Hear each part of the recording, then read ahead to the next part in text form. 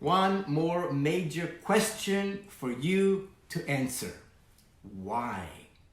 Why do you want to be a designer? Or why are you a designer? There is a well-known author and motivational speaker, Simon Sinek, and he has a terrific TED Talk with over 60 million views. And he goes deep in demonstrating and integrating the reason why we do what we do. That's important because that becomes your motivation, your purpose, your reason for doing what you're doing.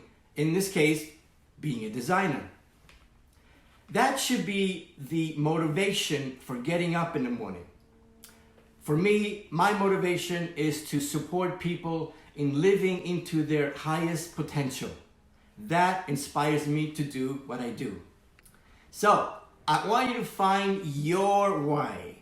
It will be your motivation for you to keep going when things get difficult on your journey. So, I want you to watch this video I just mentioned. It's on YouTube. And by the way, this is part of your homework. Yes, you do have homework. This is your first and possibly the most important one. So take this seriously. It's time for your first homework. All right, so here we go. Write down your stories, your reasons and excuses, your negative beliefs, and where you sabotage yourself. I want you to turn these negative views into positive ones. Write down your positive attributes. And if you have a vision board, great. Visualize those inspiring images. And if you want to go even deeper with this exercise, visualize the future version of yourself.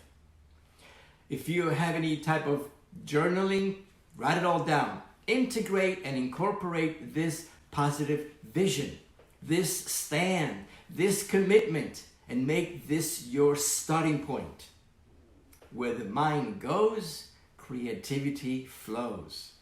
And yes, I know we still haven't talked about what a designer does, but trust me, we will for sure.